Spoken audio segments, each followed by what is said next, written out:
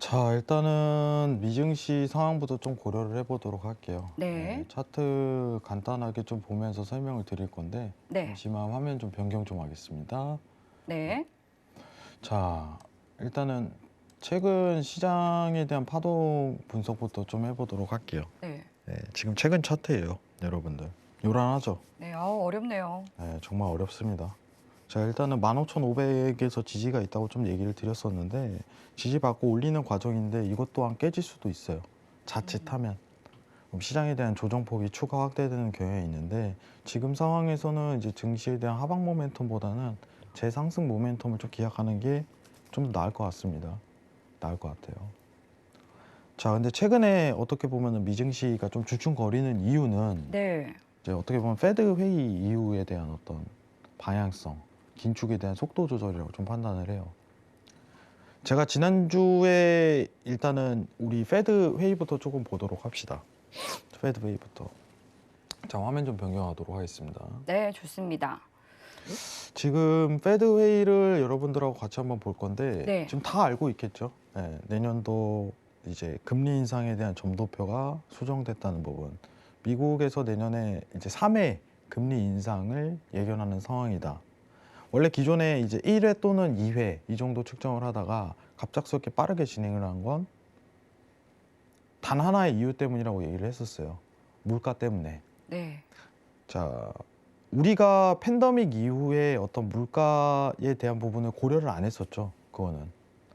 사실 우리 기억은 안 나겠지만 우리가 이제 팬데믹 기간 중에 있었던 사건이 있었어요. 평균 물가 목표제라고 있었어요. AIT.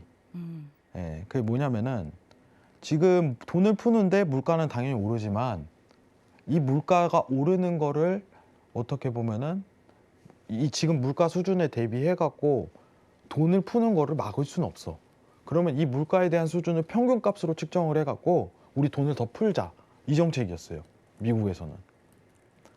근데 지금은 상황이 다른 거예요. 평균 물가고 뭐 그 수준 정도가 아니라 사상 최고치를 달성할 가능성이 굉장히 높은 여건. 이제는 돈을 푸는 거는 진짜 안 된다. 뭐 오미크론이 시장에 영향을 미치지 않는 이유가 여기서 명확하게 나오는 거죠. 그죠? 그렇기 때문에 오미크론보는 보지 말라고 했던 거고. 그렇기 때문에 최근에 페드에서 결정은 뭐냐? 긴축을 당기자. 금리 인상을 빨리 시도하자. 자, 그럼 이때 시장에 영향을 끼치는 요소가 무엇이 있을까? 이번 긴축에 대한 빠른 시도는 물가에 대한 조정이 들어가는 거죠. 근데 이렇게 물어볼 수 있어요. 회원님, 이번 달 12월에 소비자 물가지수 CPI 발표가 있었는데 6.8%가 나왔단 말이죠. 굉장히 높은 수치가 나왔어요. 근데 우리가 봐야 되는 물가는 이미 과거에 나타났던 후행성 지표인 11월 발표에 나왔던 CPI가 아니라 BEI다. BEI는 뭐예요? 기대 인플레이션이죠. 앞으로에 대한 물가 예상을 하는 척도예요. 이게 어떻게 보면 시장의 방향성을 움직이는 타이밍이기 때문에 최근 시장이 흔드는 이유는 우리는 못 느끼지만 우리 이제 다른 분들은 못 느낄 수 있겠지만 우리가 보는 어떤 면은 신세계 프로그램 보시는 분들은 제가 계속해서 BEI를 강조했단 말이죠. 네. 기대 인플레이션에 대해서 강조를 했는데 BEI가 굉장히 하방 조정이 일어났어요, 최근에. 자, 화면 한번 보도록 할게요. 네. 잠시만요. 자, 사실- BEI 수치 좀 보도록 하겠습니다. 네, 좋습니다. 지금 화면 보이시죠? 지금 화면 보이시면은 BEI 수치가 하락을 하고 있단 말이죠. 여기 값에서. 이게 무엇을 의미할까? 시장에 대한 어떤 조정 가능성을 시사한다는 거죠. 시장에 대한 조정 가능성. 회왕님, 물가가 내려가면은 시장이 조정이 오나요? 예, 내려가면 시장이 조정이 와요. 언제요? 항상 그러나요? 아니요. 지금 환경에서만. 여러분들, 지금 환경에서만. 경제라는 건요, 굉장히 오묘한 게 이 매크로 환경을 따져요. 여러분들 많이 들어보셨죠? 매크로 환경. 매크로 환경 뭐예요? 이 시장에 대한 이 지표값이 변화했을 때 어떤 시장에 대한 변화 촉도가 있는지 이 주변 환경이 있을 거 아니에요. 이거 굉장히 따진단 말이죠. 근데 지금 시장은 어떤 환경이에요? 굉장히 특이한 환경입니다. 돈을 막 풀다가 이제 수거한다라고서 이제 테이퍼링이 들어가고 있는 과정. 이게 매일 이제 나타나는 환경이냐? 아니라는 거예요. 금융에 대한 어떤 시장에 대한 위기가 도래했을 때 그때만 나오는 환경이죠. 그렇기 때문에 이 물가가 내려가면 증시가 조정이 오는 건 실질금리가 올라가기 때문이다 라고 설명을 드린 거예요. 최근 시장에 대한 변동이 사실 굉장히 요란스러운 거는 갈팡질팡이거든요. 네. 이 물가가 지금 내려갈까 의구심이 드는 거예요. 시장에서는. 지금 이게 올라갔다 내려갔다 올라갔다 내려갔다 이러면은 지금 증시 상황은 계속 박스권으로 쳐버릴 거예요. 그 결국은 뭐냐? 이 기대 인플레이션에 대한 어떤 하방값이 계속적으로 드러날 거냐? 이걸 예측하는 게 지금 시장에선 가장 중요해요. 키포인트라는 거죠. 20년 기대 인플레이션이. 왜냐? 이게 증시에 대한 자금을 뺄지 더 들어갈지 결정하기 때문에. 원래 두 가지 요소를 따져야 돼요. 기대 인플레이션과 10년물 국채 금리를 따져야 되는데 10년물 국채에 대한 금리는 앞으로 우상향으로 갈 가능성이 굉장히 높다는 겁니다. 왜냐? 테이퍼링은 진행하되 이제 시장에 대한 기준 금리를 올릴 거니까 자동적으로 국채에 대한 금리는 오를 수밖에 없는 수순이에요. 코스피 시장이 최근에 하락세를 굉장히 겪었던 이유는 한국은행에 대한 기준금리 인상 속도가 굉장히 빨랐기 때문이라고 판단해요. 왜냐? 한국 국채 10년물 국채 금리가 굉장히 빠른 속도로 올랐기 때문에. 왜 올랐을까? 기준금리를 올려버리니까. 기준금리 올려버리니까 10년물 국채 금리도 따라서 오르게 돼 있거든요. 그러면은 실질 금리가 한국 증시에서는 먼저 선반영돼서 왔다는 거죠. 그죠? 네. 그거는 이제 어떻게 보면 한국 시장이 굉장히 빠른 긴축을 시도했기 때문에 특이한 시장으로 형성된 거예요. 미증시가 최근 어떻게 16,000 레벨링까지 계속 도달하면서 깨고 이렇게 했었던 이유는 이 물가에 대한 하방 압력을 낮출 만한 요인이 없었거든요. 긴축도 어떻게 보면은 내년 원래 6월, 7월 예정이었잖아요. 네, 기준금리 그렇죠. 인상에 대한 속도가. 지금 나오는 건 뭐예요? 3월, 5월 이 얘기 나오고 있잖아요. 시장이 빠르게 하방 압력을 진행을 하는 거예요. 이해하실 거라고 생각을 합니다. 그러면은 일단은 미증시 보고 이제 코스피 시장을 보도록 하죠. 오늘 좀 네. 얘기가 길어질 것 같아요. 자, 지금 미증시에 대한 상황은요. 어쨌든 간에 10년 기대 인플레이션에 대한 방향성으로 증시에 대한 조정이 오냐, 다시 재상승이 오냐 결정될 가능성이 높아요. 지금 현재 상황 어때요? 일단은 조정이 더 추가적으로 열릴 가능성이 높다는 거죠. 단순하게. 그죠? 단순하게 봐야 돼요. 조정이 더 열릴 가능성이 높아요. 왜냐? 긴축을 시도하니까. 우리가 보는 CPI는 시장에 영향력이 없습니다. 현실적으로.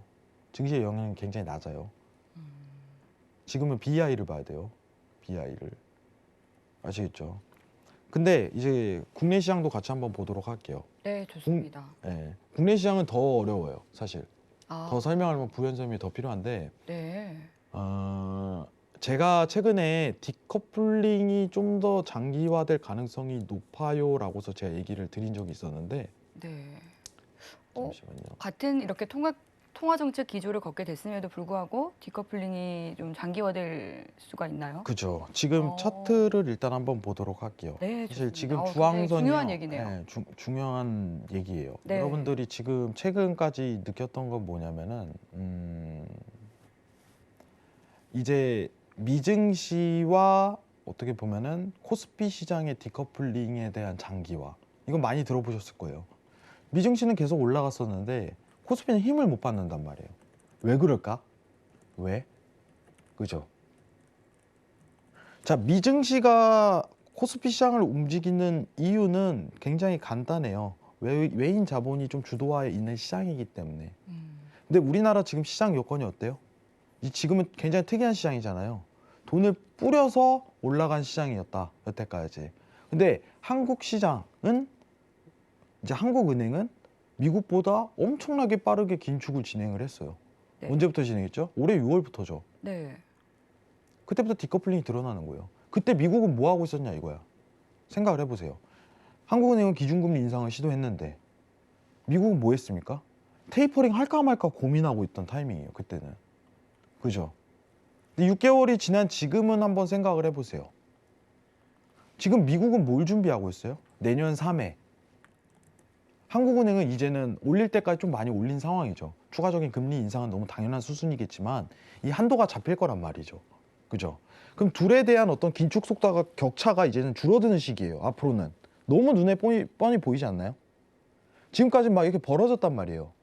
한국은행은 빠른 긴축 속도로 갈 때 미국은 제자리 맴돌고 있는 상황이었는데 미국이 테이퍼링을 개시하면서 기준금리 인상을 빠르게 시도하겠다. 이제 추격이 붙는 거죠. 이 타이밍에 어떤 시장에 대한 효과가 드러나냐? 다시 커플링이 드러나는 거예요. 지금부터는 이제 커플링화가 될 거예요. 여태까지는 미증시가 코스피 시장에 대한 변동성을 좌지우지 못했던 건 네. 한국은행에 대한 독보적인 행보가 있었기 때문에. 음. 그럼 회왕님, 한국은행은 왜 대체 독보적인 행동을 했나요? 라고 물어볼 수 있죠. 네, 사전에 대비한 게 아닐까요? 그죠? 중요한 건 뭐냐면 어차피 미국 올릴 걸 누구든지 알고 있었단 말이죠. 네. 내년에 미국이 올릴 거야.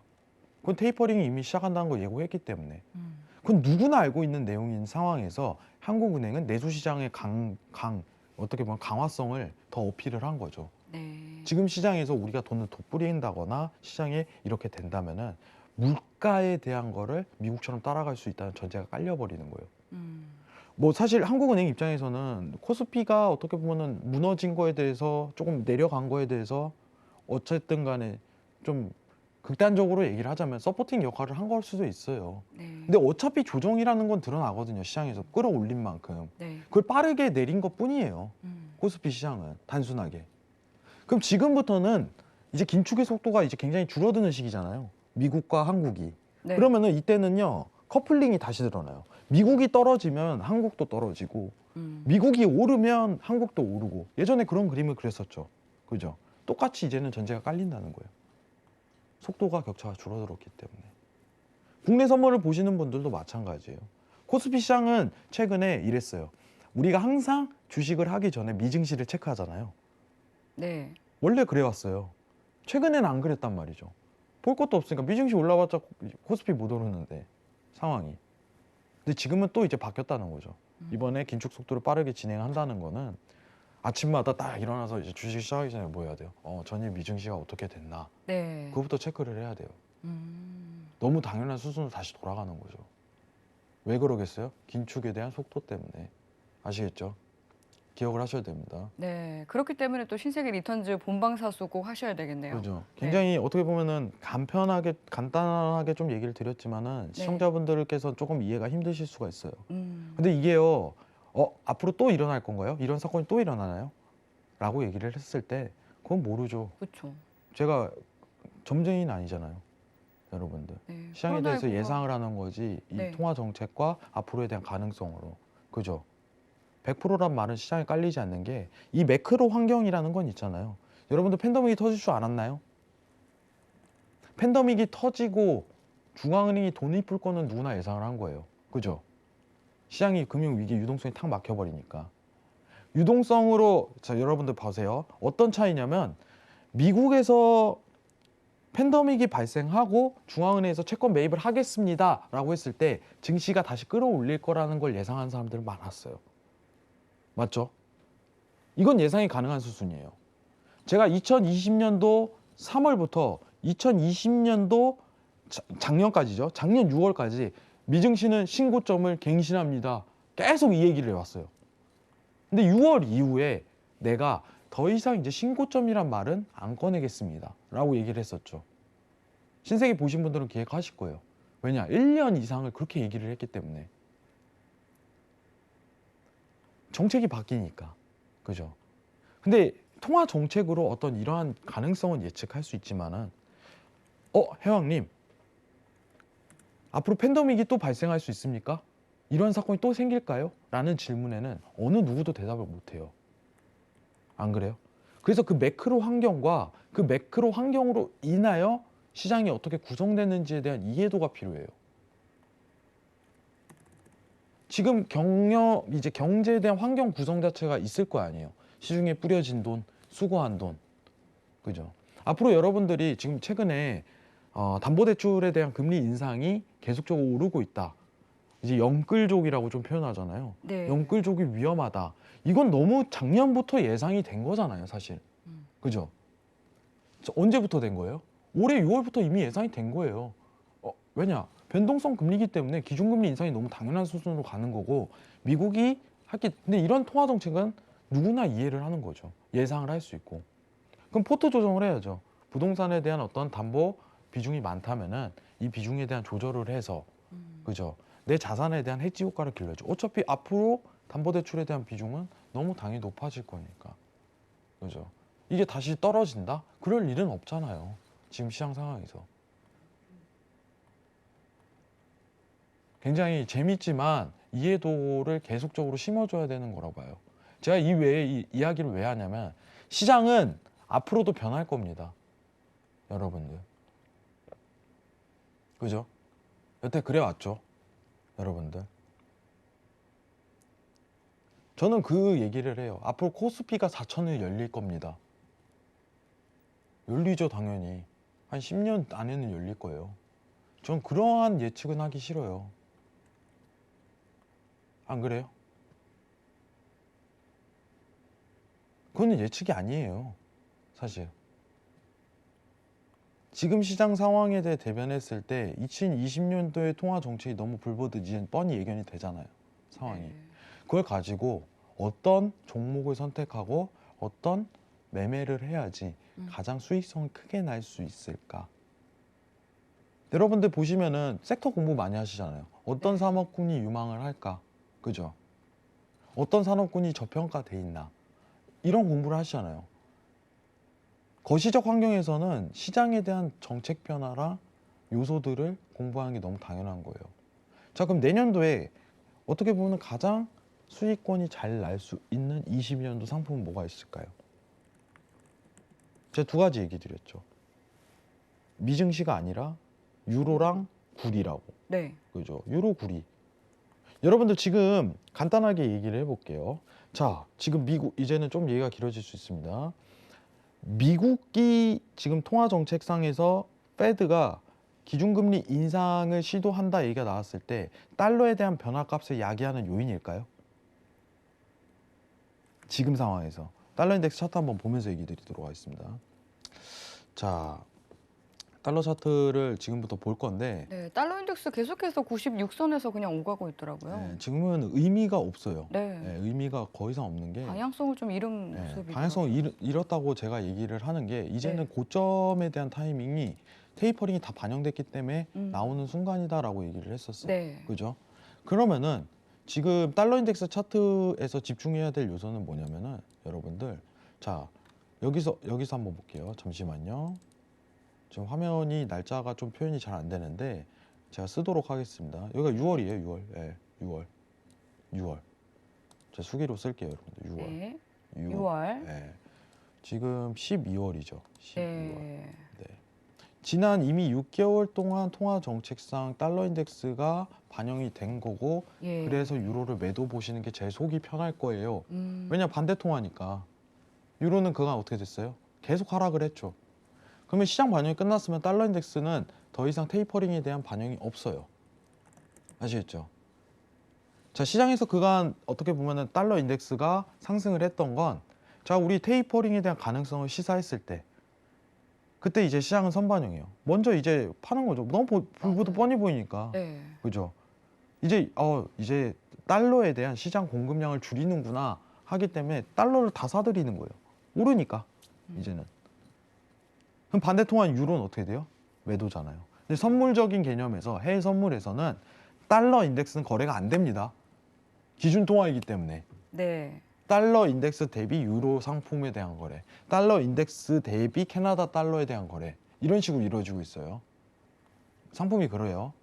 그러면은 여태까지는 달러 인덱스의 상승을 보고 유로를 봤지만 지금 통화 정책상 이미 미국은 기준금리가 정해진 건 더 이상 이제 시장 반영이 끝났다는 거예요. 없다. 이제는 달러 인덱스의 변화 요인은 미국 통화 정책으로. 그럼 지금 볼 수 있는 거는 앞으로 유로에 대한 통화 정책이라는 겁니다. 유로에 대한 통화 정책이 앞으로 어떻게 될까요? 여러분들. 이번 달 다 답이 나왔죠? 이미? 보겠습니다. 화면 전환 좀 들어갈게요. 네, 좋습니다. 자, 22가 지금 채권 매입을 하는 순서예요. 네, 여러분들. 네. 자, 여러분들 어려울 거 없어요. 화면 한번 볼게요. 간단하게 설명드리겠습니다. 여기 보시면 APP라고 써 있죠. 네. 맞나요? APP. APP 써 있죠. 그리고 옆에 뭐라고 써 있어요? PEPP 써 있습니다. 네. 파란 게 APP고 회색이 PEPP예요. 자, 이거 지우고 다시 할게요. 자, 다시 한번 보겠습니다. 이 자리에요. 자, 지금 이게 뭔 뜻이냐면 이 APP라고 PEPP라고 있는데 PEPP가 뭐냐? 이제 긴급 대출 프로그램인데 지금 채권을 어떻게 보면은 22 중앙은행에서 매입을 하거나 돈을 뿌려야 되는 상황이잖아요. 그죠? FMC는 채권 매입을 통해서 돈을 줬단 말이죠, 시장에. 근데 유로존은 그 상황이 안 됐기 때문에 긴급 대출 프로그램이라는 거를 만들어 버렸어요. 얘네가. 언제요? 2020년도에. 정확하게 이제는 이제 2년이 다 돼가죠. 팬데믹 터지고 3월에 이제 시작을 했으니까 얘네도 이 친구들도. 근데 이 돈이라는 게 무제한일까요? 아니란 말이죠.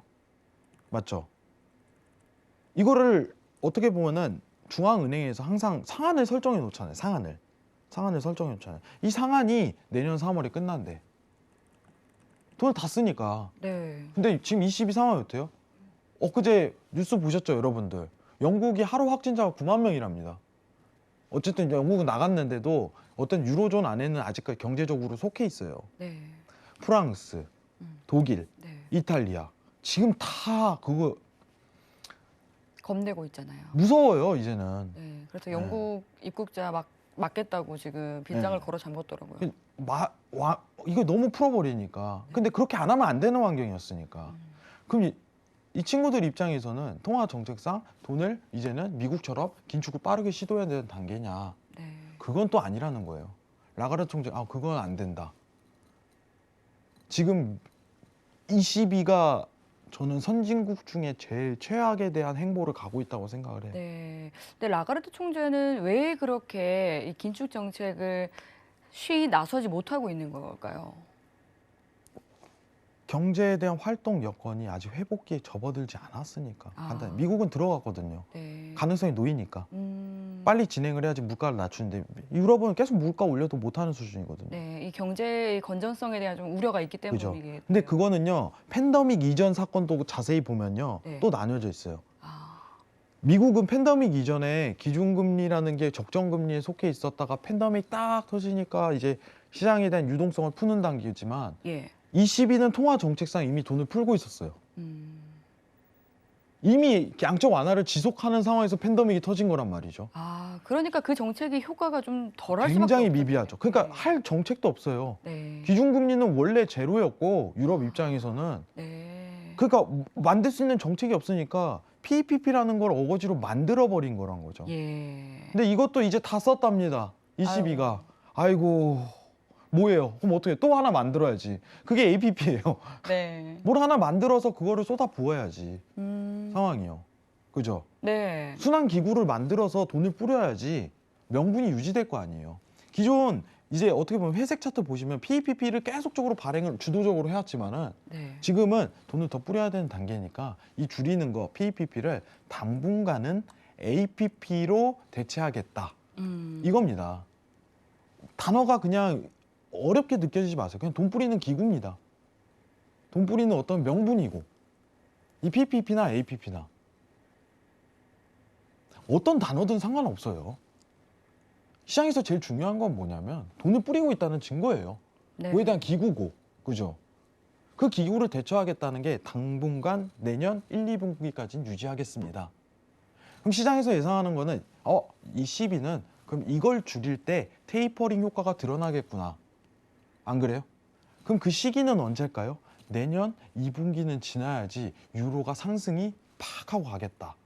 예상이 되죠. 그죠? 미국은 더 이상 통화 정책이 영향력이 없잖아요. 달러 인덱스의 변동 요인이 아닙니다. 미국은 몰라도 지금 안 돼요. 금리 인상을 4차례 시도해도 달러는 오르지 못합니다. 당연한 거예요. 왜냐? 그 기간에 대한 모멘텀은 테이퍼링 할 때 가장 두드러지기 때문에. 그럼 반대 통화인 ECB가 22년도 테이퍼링을 진행한다면 이걸로 바뀌게 되는 거죠. 그럼 내년에 가장 상승할 수 있을 종목은 유로가 되겠죠. V자가 늘어나 버리는 상황이 연출되는 거예요. 어, 아시겠죠? 네. 왜냐? ECB는 가만히 있을 수 없으니까. 그럼 내년 저는 2분기부터 시작이라고 봐요. ECB에 대한 유로화 상승이 좀 많이 칠 거예요. 자, 차트 한번 보도록 하겠습니다. 네, 좋습니다. 자, 간단하게 유로 차트 보면서 다시 한번 설명을 드릴게요. 통화에서 유로 차트를 보면은 많이 내려왔습니다, 여러분들. 보이시죠? 최근 하락 장세에 대한 차트를 쭉 보게 된다면은 무섭게 내려왔죠, 여러분들. 네. 보이시죠? 보이시죠? 무섭게 내려왔습니다. 이게 어떻게 될까요? 저점 나왔고, 여러분들 저점에 대한 모멘텀은 이미 나왔고, 내년도 가장 많이 올라갈 수 있는 종목은 이제 1분기에 대한 1, 2, 3월이 지나고 ECB에서 APP에 대한 매입 구조 있잖아요. 돈을 뿌리는 구조가 줄어든다고 이제 공표가 들어갔을 때, 네. 그러면은 시장에서는 우상향 모멘텀을 반대랑 이와 같이 똑같이 그릴 거예요. 아, 그게 찬스 아닐까요? 그럼 이거는 시장이 예상이 가능하죠. 여러분, 지금 아니더라도 유로가 내년에 상승할 수 있는 가장 적절한 종목이 되겠구나. 예상 가능하시죠, 여러분들? 좋습니다. 이런 종목은. 그죠? 골드요? 어려워요. 예상이 안 돼. 예. 그죠? 예상이 안 돼요. 왜냐면 미국채의 영향과 달러의 영향을 동시다발적으로 봤는데, 네. 달러 인덱스는 내년에 어떻게 보면은 떨어질 가능성이 굉장히 높으니까 예. 금값은 오르는 게 예상치명이죠. 근데 미국채는 또 어떻게 될까요? 미국채 금리는 또 올라버리면 미국채 가격은 하락하잖아요. 그렇네요. 이 동시다발적으로 영향을 끼치기 때문에 어려운 타이밍에 놓이게 될 거예요, 내년 금은. 예상 가능한 종목이 아닌 거죠. 네. 유가는요, 혜왕님? 유가는 더 어렵겠네요. 더 어렵죠, 변수가. 봐봐요, 오펙이랑 미국 친구들 봐봐요. 그죠? 여튼 올해 보십시오, 한번. 네. 갑자기 SPR 방출이니 뭐니 하다, 와, 또 나왔네? 뭐야, 또 나오네? 네. 뭐가 생길지 모르는 친구들이에요, 여러분들. 그죠? 예상 가능한 종목이 있고, 어떤 시황이 떨어졌을 때 대응할 수 있는 종목이 따로 있는 거예요. 네. 그죠? 완전 다른 영역이죠. 자, 일단은 미국장 보고서 이어가도록 하겠습니다.